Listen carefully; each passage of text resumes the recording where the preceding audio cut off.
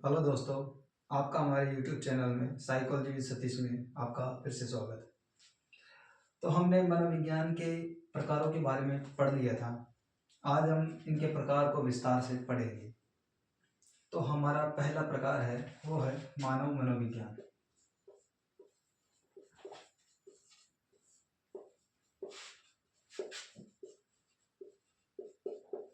मानव मनोविज्ञान को हम इंग्लिश में कहते हैं ह्यूमन साइकोलॉजी।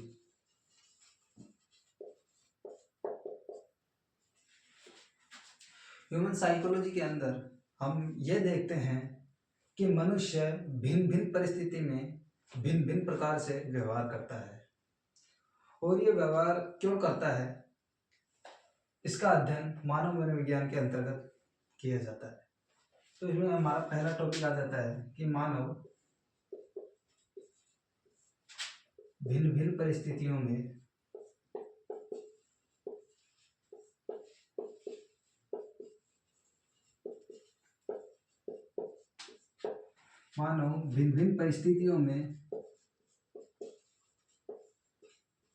भिन्न भिन्न व्यवहार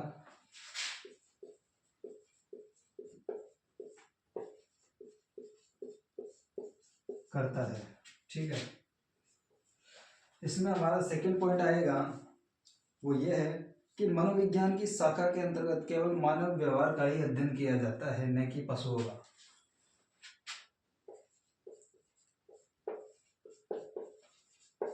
इस शाखा के अंतर्गत केवल मानव व्यवहार का ही अध्ययन किया जाता है।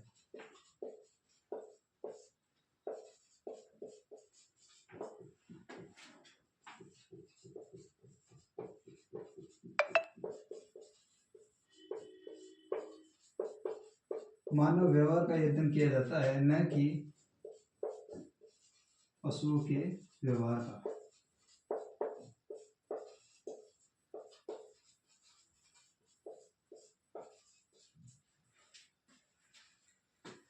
इसमें दो ही पॉइंट है। मानव भिन्न भिन्न परिस्थितियों में भिन्न भिन्न प्रकार से व्यवहार करता है, और इस शाखा के अंतर्गत केवल मानव के व्यवहार का ही अध्ययन किया जाता है, न कि पशुओं के व्यवहार का। तो ये दो पॉइंट है मानव मनोविज्ञान में, ह्यूमन साइकोलॉजी। ठीक है, इसके बाद में दूसरा पॉइंट आता है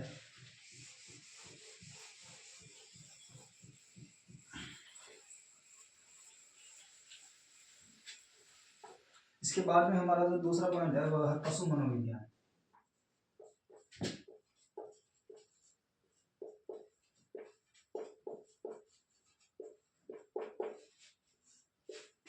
पशु मनोविज्ञान को हम इंग्लिश में बोलते हैं एनिमल साइकोलॉजी। पशु मनोविज्ञान के अंतर्गत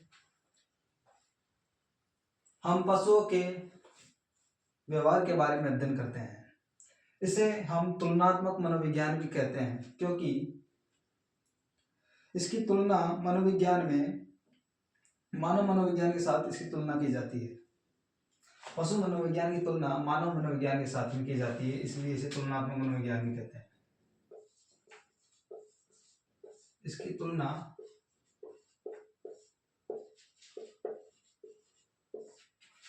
मानव मनोविज्ञान के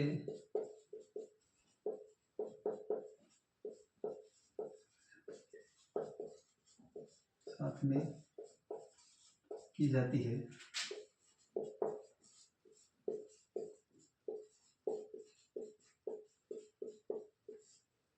इसलिए इसे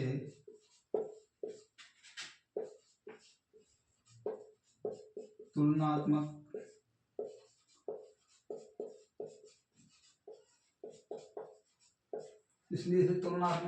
मनोविज्ञान भी कहा जाता है।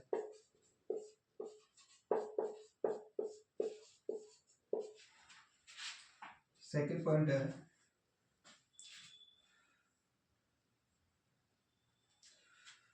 साइकोलॉजी के इस कार्य क्षेत्र में साइकोलॉजी के इस कार्य क्षेत्र के अंतर्गत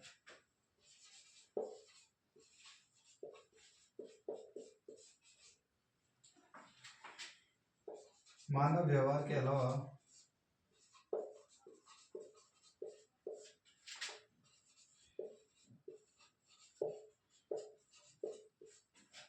पशुओं के व्यवहार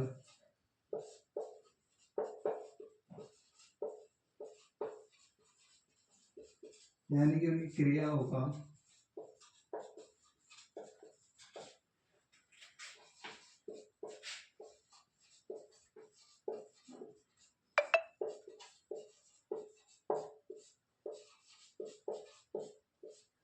अध्ययन किया जाता है। इसकी तुलना मानव मनोविज्ञान के साथ में की जाती है, इसलिए इसे तुलनात्मक मनोविज्ञान भी कहा जाता है। और साइकोलॉजी के इस कार्य क्षेत्र के अंतर्गत मानव व्यवहार के अलावा पशुओं के व्यवहार यानी कि पशुओं की जो क्रियाएं हैं उनका अध्ययन किया जाता है, इसलिए इसे पशु मनोविज्ञान कहा जाता है। ठीक है।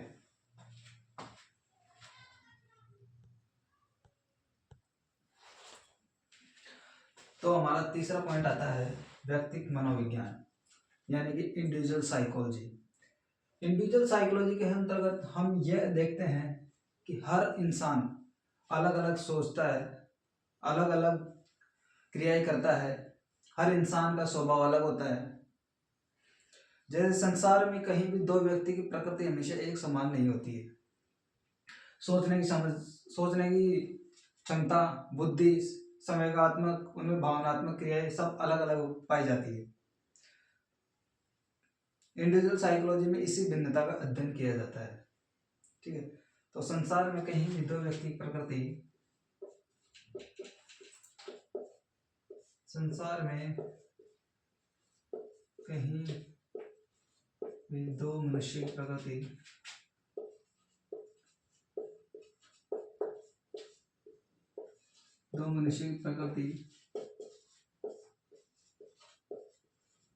हमेशा एक समान नहीं होती। उनमें शारीरिक, बौद्धिक, संवेगात्मक दृष्टियों से भिन्नता पाई जाती है। उनमें शारीरिक, बौद्धिक तथा संवेगात्मक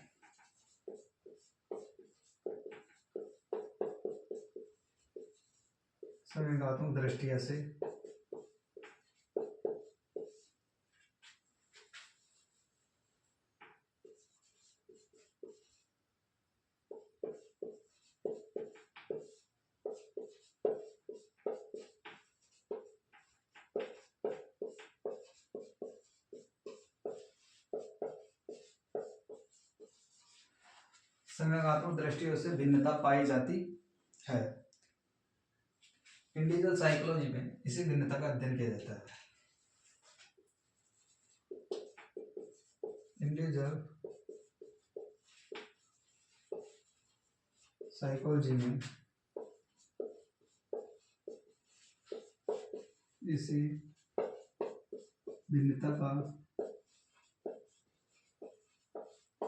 इसी भिन्नता का अध्ययन किया जाता है।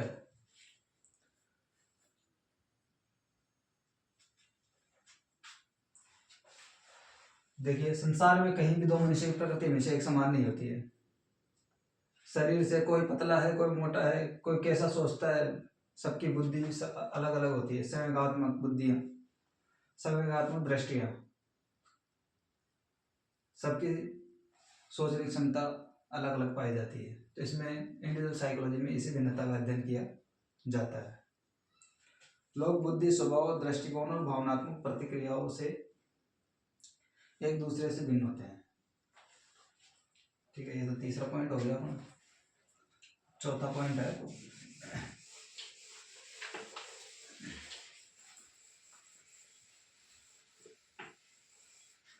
अब चौथा पॉइंट आता है समूह मनोविज्ञान, ग्रुप साइकोलॉजी।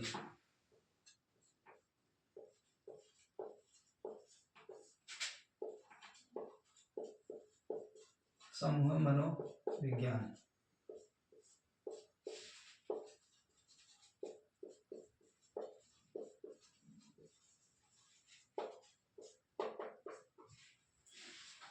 समूह मनोविज्ञान, ग्रुप साइकोलॉजी। इस समूह मनोविज्ञान के अंतर्गत हम देखते हैं कि जब कोई इंसान अकेला रहता है तो क्या क्या सोचता रहता है, और जब समूह में जाता है तो उसका जो रिएक्शन है वो किस प्रकार का हो जाता है। जैसे कोई भी इंसान का व्यवहार अकेले में कुछ और होता है और समूह में कुछ और।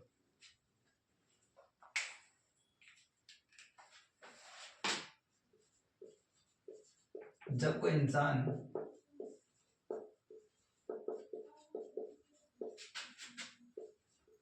अकेले में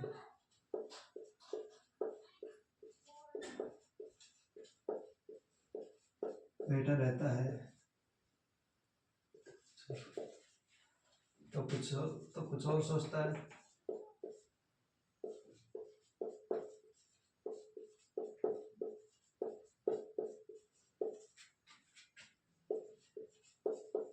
और समूह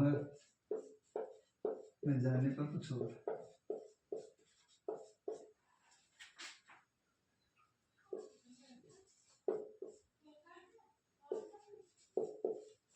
तो कुछ और सोचता है।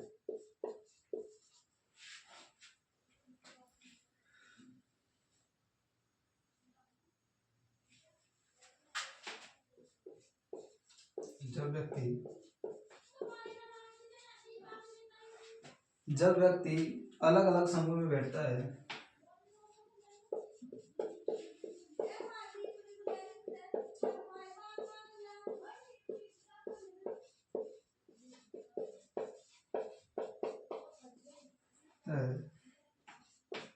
तो जब व्यक्ति अलग अलग समूह में बैठता है तो समूह की प्रकृति के अनुरूप उसके व्यवहार में अंतर आता है। तो समूह की प्रकृति के अनुरूप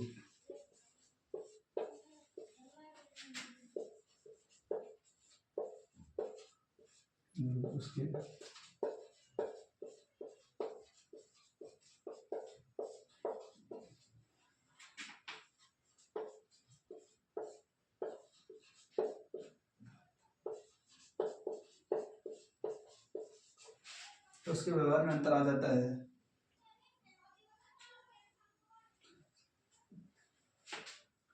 समूह में व्यवहार के इस अध्ययन को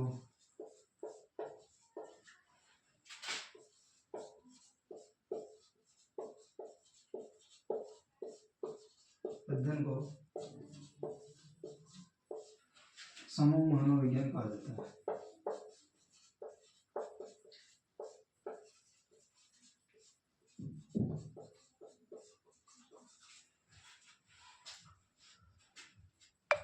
जब व्यक्ति अलग अलग समूह में बैठता है तो समूह की प्रकृति के अनुरूप उसके व्यवहार में अंतर आ जाता है, और समूह में व्यवहार के इस अध्ययन को समूह मनोविज्ञान कहा जाता है। तो ये हमारा चौथा पॉइंट कंप्लीट हो गया। अब पांचवा पॉइंट हमारा समाज मनोविज्ञान।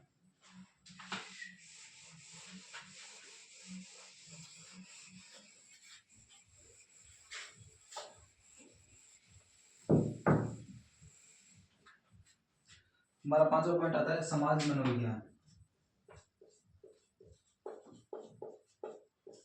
समाज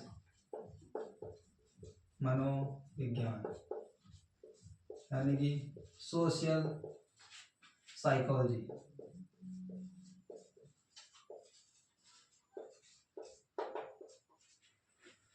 साइकोलॉजी की इस शाखा के अंतर्गत हम ये अध्ययन करते हैं कि समाज में रहने वाले मनुष्य समाज में किस प्रकार से व्यवहार करते हैं। हमें देखते ही पता चल जाना चाहिए कि समाज मनोविज्ञान, सोशल साइकोलॉजी, कि समाज में इंसान जब जाता है तो वह किस प्रकार से व्यवहार करता है, उसका नेचर कैसा होता है। तो समाज मनोविज्ञान के अंतर्गत हम मनुष्य के व्यवहार का अध्ययन करते हैं। ठीक है। सोशल साइकोलॉजी भी इस साइकोलॉजी की शाखा है। समाज मनोविज्ञान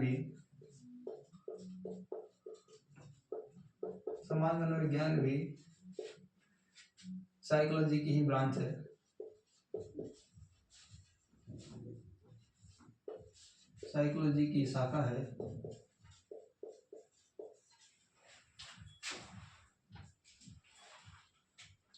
इसके अंतर्गत समाज में व्यक्ति के व्यवहार का अध्ययन किया जाता है। इसके अंतर्गत समाज में व्यक्ति के व्यवहार का अध्ययन किया जाता है।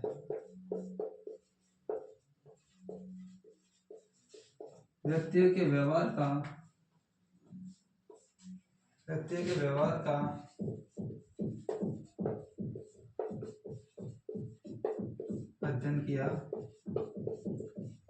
किया जाता है। हमारा थर्ड पॉइंट है, समाज में व्यक्ति अन्य व्यक्तियों के साथ अनेक प्रकार की अंतः क्रियाएं करता है। समाज में व्यक्ति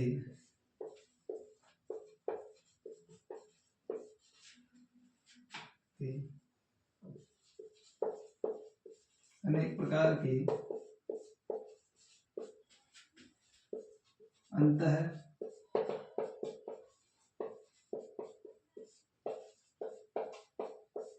अंतःक्रियाएं करता है। अलग अलग सामाजिक परिस्थितियों में अलग अलग व्यक्तियों के साथ व्यक्तियों एवं समूह द्वारा की जाने वाली अंतः क्रियाओं का इंटरेक्शन अथवा व्यवहारों का अध्ययन समाज मनोविज्ञान के अंतर्गत किया जाता है। इसमें मतलब ये बताया गया है कि समाज में व्यक्ति है ना अनेक प्रकार की अंतःक्रिया करता है। जैसे किसी ग्रुप में बैठ जाता है वो, तो जैसे राजनीति की चर्चा हो गई तो अब वह अपने अनुसार राजनीति के बारे में बताएगा, दूसरा अपने विचार रखेगा, तीसरा अपने विचार रखेगा, वो दिखाया गया है इसके अंदर। साइकोलॉजी की शाखा के अंतर्गत समाज में रहने वाले सभी लोगों के पारस्परिक संबंधों के साथ साथ समाज के रीति रिवाजों, सांस्कृतिक व पारस्परिक संबंधों में नीति, आदर्शों, परंपराओं आदि का व्यक्ति के मन और व्यवहार पर पड़ने वाले प्रभाव का अध्ययन किया जाता है।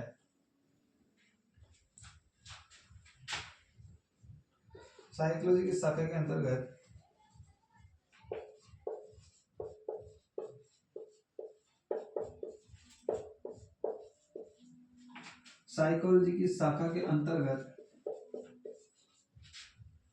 साइकोलॉजी की शाखा के अंतर्गत समाज में रहने वाले सभी लोगों के साथ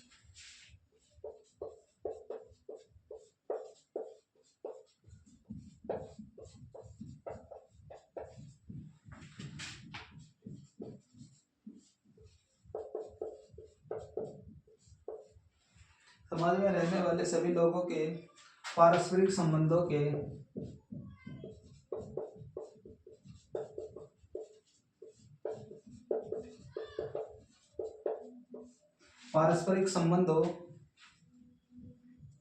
के साथ साथ समाज के रीति रिवाज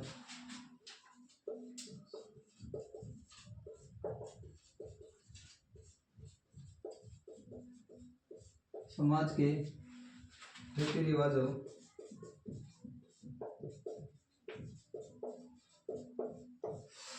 के रीति रिवाजों, नीति, आदर्श, परंपराओं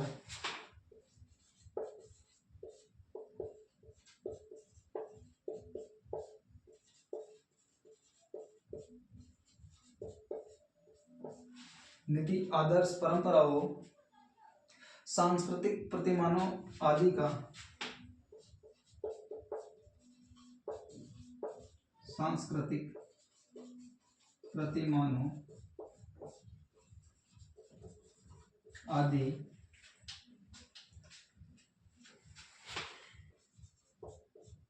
आदि का व्यक्ति के मन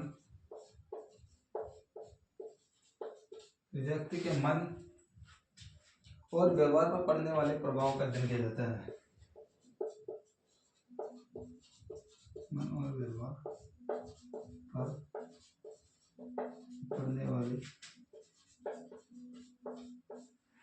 व्यवहार पर पड़ने वाले प्रभाव का अध्ययन किया जाता है।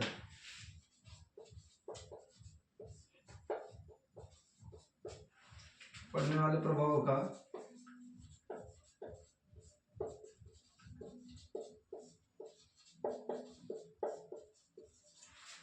अध्ययन किया जाता है। तो ये 5 पॉइंट हो गए हमारे कंप्लीट।